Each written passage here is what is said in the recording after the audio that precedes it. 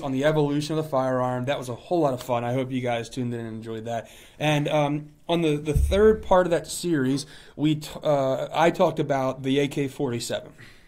And I mentioned that moving forward, that we would focus on like individual firearms. Yep. Mm-hmm.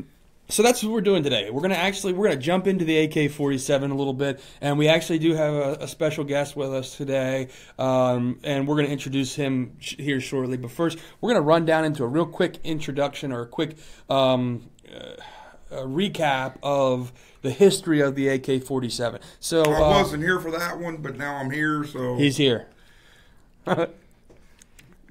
You want to go? Go ahead and jump into the what did you pull up? What I found out was this Mikhail, I'm not going to try to pronounce his middle name, Kalashnikov, was the innovator of the AK-47 in Russia, and he got his inspiration from the Sterngewehr. Right. Now there's a lot of there's a lot of information about that, give or take, but one of the funniest things that came out of this was in 1990, Gene Stoner and Mikhail Kalashnikov had a meeting at a gun range. And real quick, Eugene Stoner made the AR. He's the inventor of it. Yep. Yeah, that was the Armalite company. And as they were talking about the AK-47 and the AR or M16. When the M16 first came out, it had 20-round mag. Right. Well, because the AK-47, they had to go to a 30. Yep. To keep up firepower to firepower. Well, Gene Stoner said the military required a 11-foot drop test on the AR. Well, Mikhail Kalashnikov started laughing, and he had to ask his interpreter, why were you laughing? What's so funny? And Kalashnikov goes without missing a beat. He says, in Russia, if a firearm did not work, the inventor was dropped 11 feet on a Kronkiri pad. So it was, I thought that was, I said, that's it. I had to go with that. I thought that was great. It is, yeah. It's funny because, again, to this day, who would have known to this day we would still have this rivalry between the M16 and the AR platform and the AK-47. I mean, you go on Facebook; it's all over Facebook. The argument of which is better. You have they both have their points. They really do. They both have their own points. And next week we're actually going to jump into it, and we're gonna play in. We're gonna entertain you guys and play into that debate. We're gonna have that debate ourselves. I don't know who's gonna take which side, but we're gonna choose a side, and we're gonna debate it. We're gonna argue it. We're gonna show a little clip with Gunny. And then we're going to go over I got a funny story about Gunny, too. I got a funny one about him. So next week, tune in because it's going to be a good one next week. So just real quick, the AK was introduced in military service in 1948.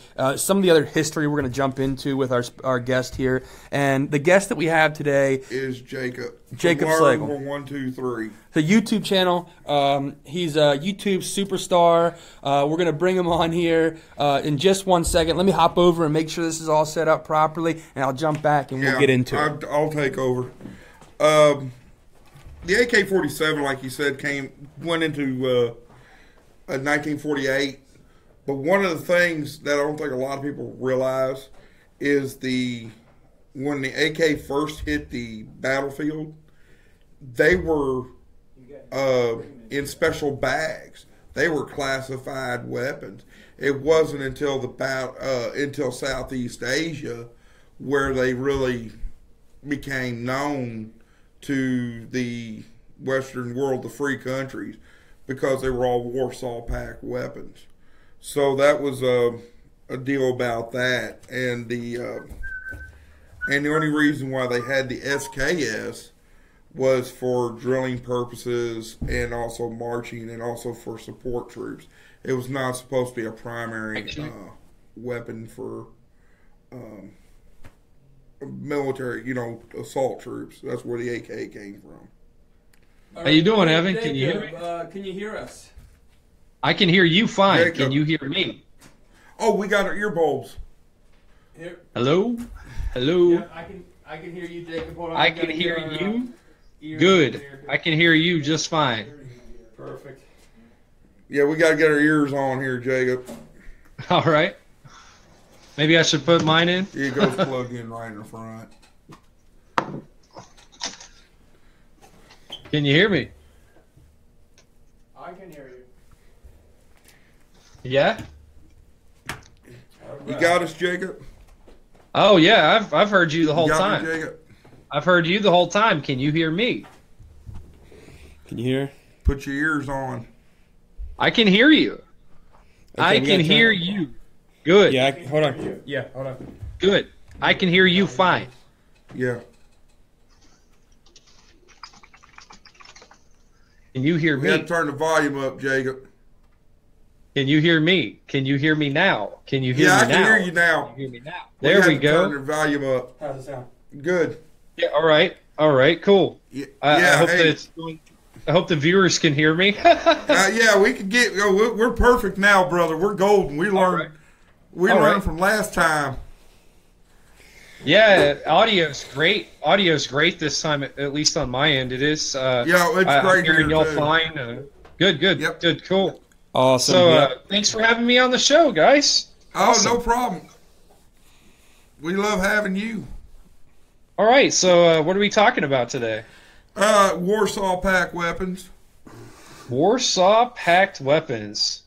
All right, So- all right. So go ahead. We're jumping into the AK47. So we didn't. I don't know how much you were tuning on to or not, but we didn't really dive too deep into any of the history. We just kind of touched on when it was put into service. So that's basically what we're trying to talk about. You know, just kind of give people an idea what the AK is all about, and you know, touch on some of the finer points. And I know that you're a pretty big fan, and you've got some videos on YouTube on your YouTube channel. It's Yep. What's your YouTube channel again? It's Learn123 Guns and Guitars. Yeah. Excellent. Excellent. And now, when people go to look for it, you want to just recap real quick what it is that they have to look for, because there's something a little different Yeah, about finding yours. it's kind of a pain, you know. Here, I got my iPad pulled up here. I can kind of show you what you're looking for. So, what you're looking for is this that blue dot with the yellow letters. That's me. You know, Got it, Learn123 Guns and Guitars. So, you can see I got all kinds of stuff on, like cartridge overall length right there, and you know, 22 reliability in a Ruger Yep. 222. I like that. I like My that video. My video tomorrow is going to summarize my customer service experiences with Ruger, and I've got to say I scored them an A+, and there's a lot of good reasons why. You really should check it out. Sure. It'll drop tomorrow at 2 p.m. Central. So Awesome. So AKs, I love AKs. That's what I was going to say. You Yeah. got quite a few in the platform, especially. You know, you have your Saiga, which is AK platform. Obviously, we touched on that a little bit before, and I hear you have a couple of other AK platform weapons. Sure. I used to have a Romanian Wasserton. I got rid of that. I've got a SIG 556R, which is similar to the 556 XI, which fires the same round. It even takes AK mags. I have another weapon that's commonly mistaken for an AK, but it's not an AK. It's completely different. It's a Czechoslovakian weapon called the VZ58, the Vizor 58. Yeah. And Century Arms puts one out called the VZ 2008.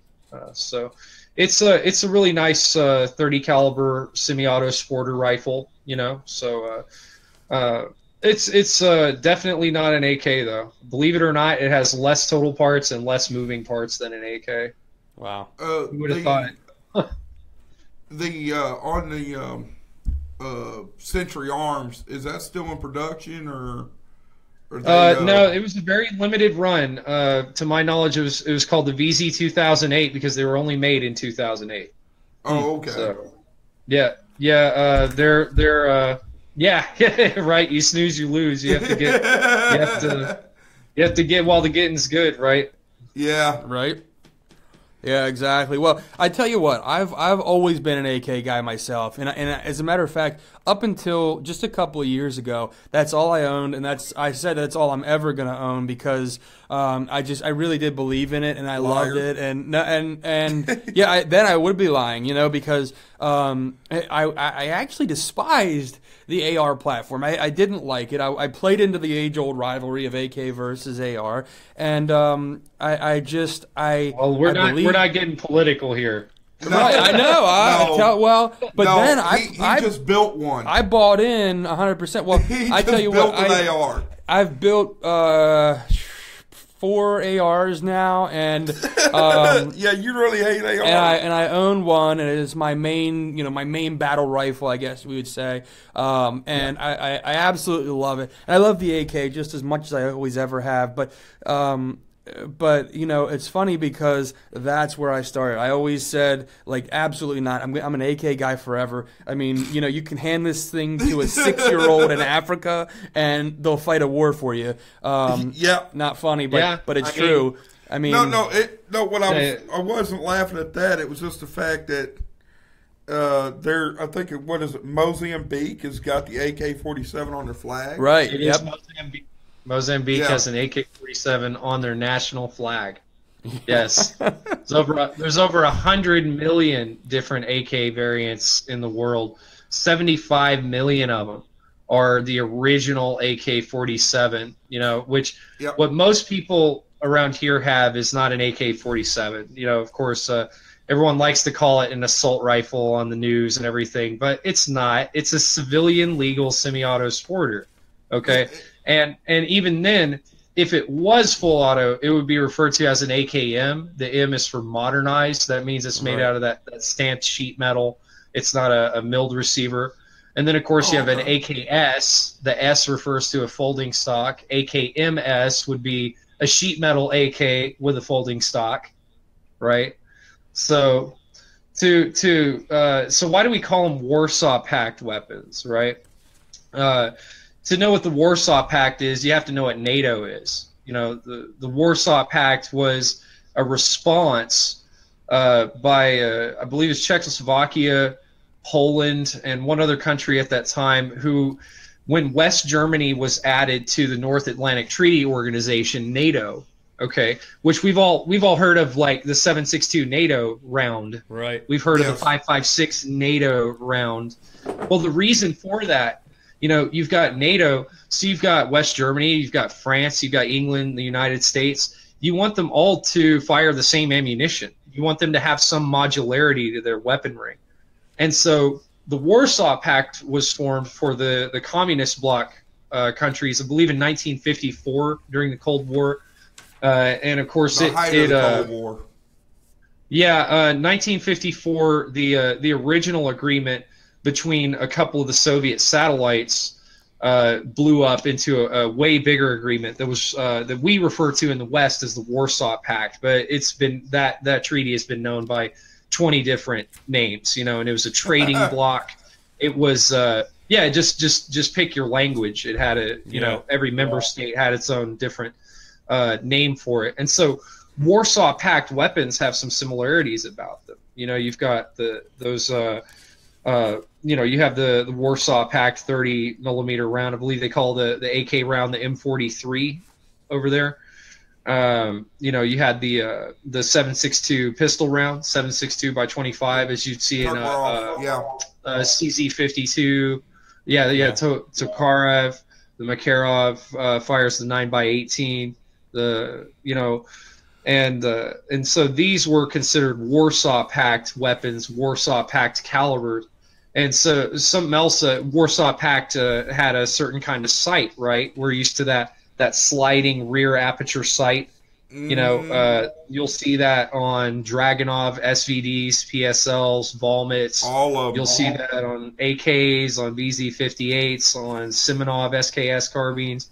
So you even see those on Browning high powers. Oh yeah. All right. Yeah, I know they made them in Hungary. So the FEG, got some of the Western weapons licensed. So the Warsaw Pact was very similar to NATO. It was the communist bloc's answer to NATO.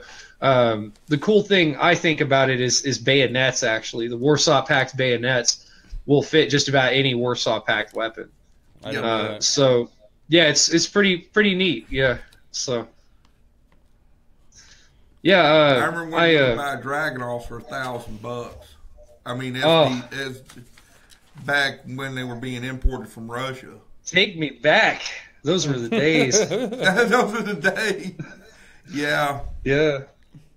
But it's excellent. funny because, you know, they really did the evolution of the firearm in that region was, I mean, like it took off. I mean, you know, you had the SKS was kind of the precursor, which didn't last long in at least Russia, and then they had an AK-46, which was a prototype. They actually started working on the same mechanism back in '44, and then again, it didn't hit actual production. It didn't hit actual, you know, combat until '48.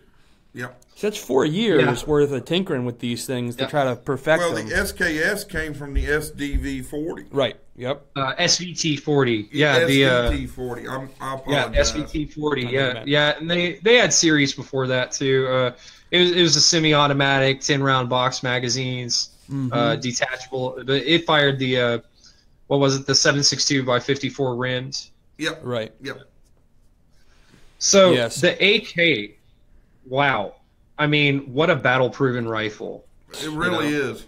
It really is.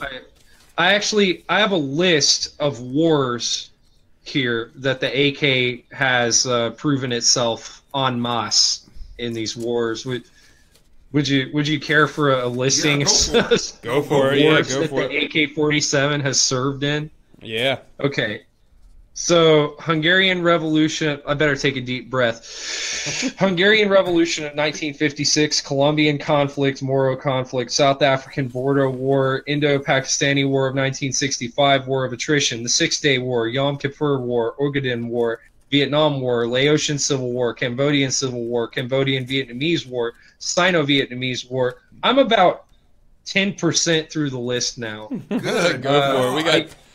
I mean, you know, you've got, I mean, all the way to right now, this weapon is still soldiering on, and it just has this ease of use, you know, and it's this mixture of modern manufacturing and old world craftsmanship. You know, you had a certain amount of this rifle that requires a hammer, you know, to build. Whereas the AR-15 is more modular and easier to manufacture due to that modern manufacturing. There's none of that old world craftsmanship in an AR-15. No. Yeah. And but the result is something that you know, can be operated by a teenager and sometimes they are. And has. Yeah. It probably is now somewhere, right? Well, yeah, definitely. Well, when I was on a op back when I was doing something in my past life, there was a AK that was confiscated, and it was actually shot. It actually had a bullet hole through it, and it still worked. Wow. I mean, you know, you should do that to an AR. Forget about it.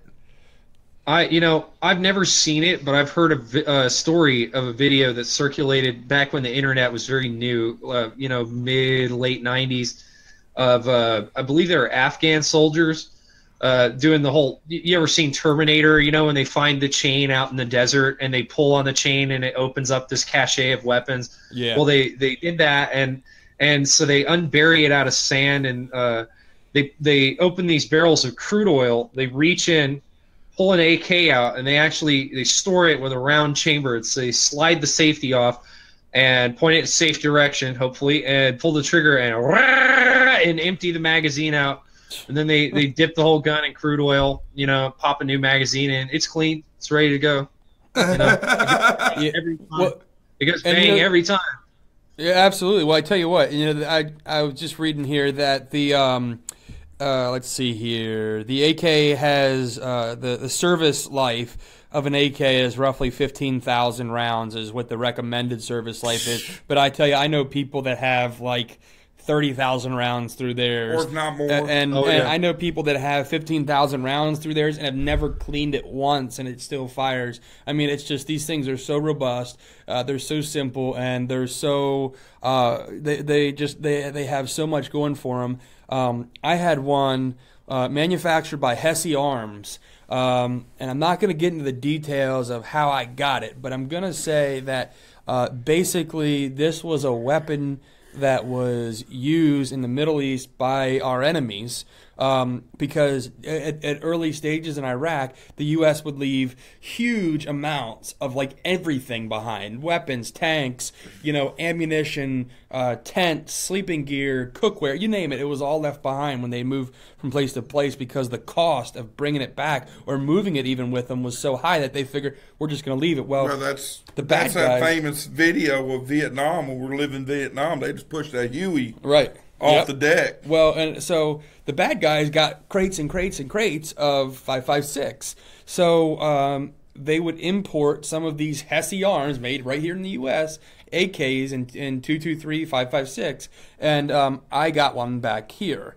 And now they were semi-auto, but it was really cool. And I tell you, I probably put about 2,000 rounds through it myself, and never cleaned it once. And when I took it to the range here locally, and I'm laying prone and I'm shooting at 100 yards and open, iron sights, and it was accurate as all get up. Well, I go to pull the trigger and it's brrrr, and I was like, and the public range, everybody at the range was looking at me like, what are you doing? Spring, bro. You can't shoot that. You can't shoot a full auto here. Or, and I was like, no, it's not. I promise you it's not. And I was like, okay, and I'll keep going through it. So I'm pulling the trigger, pop, pop, pop. Next thing I know, again, and I was like, holy cow, what's going on? Well, needless to say, we packed up and hightailed it out of there.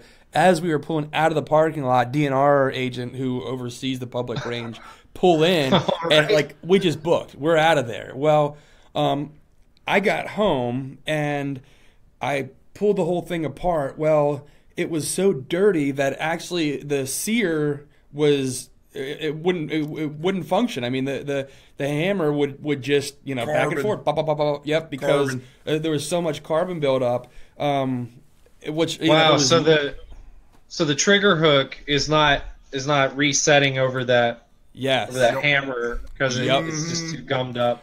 Yeah, yep, it would just slide right off, and just 3-4 round bursts, and it was a great. Now, and I took it apart. I finally cleaned it for the first time. Actually, probably second or third time, but I finally cleaned it and then shot it a couple more times. Ended up selling it to somebody. But I tell you what, I loved it, and I loved the platform of the AK and having that 223, 5.56 capability. A little bit longer range, a little bit more accuracy. Obviously, I lacked in knockdown, but that was a cool. And we're seeing more and more of these different. Again, the Saiga is a prime example of the AK platform that has been modified to shoot different calibers. So I'm gonna jump in here real quick. In my experience in real world operations, he said underpowered 5.56. I've never seen somebody shot with a 5.56. No, not underpowered. It's just obviously. Oh, it's a smaller round. Yeah, the effective range of 7.62 by 3.9 is 300 or 400 yards. Can I say something? Sure. Yeah. Oh, I would love to chime in on this. Me and my friends, we grew up shooting cinder blocks with SKSs out in the middle of rural Oklahoma. Me too. And the thing about that M43 round, the 7.62 by 39 millimeter, is it'll just chop right through concrete. It takes 3/8 inch of steel thickness or more to stop that round. Oh, I know. And we were real excited. The first AR-15 my friend built, and we fired some 223, some 5.56 NATO Lake City, and I've got to say it does not have the power of the AK. It No, cannot it pierce definitely the doesn't. same amount of steel. Yeah, I Nope. mean, a cinder block's going to live maybe 4 or 5 shots with an AK, and then it's dust. It's tiny little pebbles and dust. Right, But right. AR-15, I mean, you can Punches shoot little holes in it. Yeah. tiny little holes. Yeah, Yep. you know. Yep. Yeah, but here's the And, thing. I've never seen yeah. somebody shot with a 5.56 and said you should have shot me with something else. No, but I tell you what, Yeah, I right. do have friends in the Right. sandbox that unloaded 30 rounds of Oh, yeah. 5.56 into somebody, and it wasn't until that 30th round when the person finally Oh, yeah. dropped. So Oh, I mean, yeah. there is a validity to the argument there. Oh, Obviously, well, you have when shot you're doing steel placement, core you ammo, have- when yeah, you're dealing with steel core ammunition, yeah. it's not. It's Oh, for even the lead penetration. core. No, that lead core will go through just about anything too. I mean, we Yeah. used to go and shoot on Elvis Presley's birthday. We'd have this big shoot day again in rural Oklahoma, But- and yeah, I see we're almost out of understand- time. me and you understand Yeah. each other. Well, this Me and you get it. friend of mine. Well, we got to talking and found out he's actually my cousin. May he rest in peace. He died now. He's the fire chief at Sorry to Hewlin, hear that. Oklahoma. And well, we'd come out to his place and shoot on Elvis's birthday. And one day they brought I believe it's an '88 Cadillac DeVille out there just to shoot it. And Nice. and I tell you what, all these movies, you see someone hiding behind, a car. That's not Yeah. going to save you from an AK. That AK is going to go right No. through that. Definitely. Definitely. Well, hey, Jacob, we're down to about 30 seconds here. So, as always, it's Hey. been great. I'm glad we got all We the love technical you, man. difficulties worked out.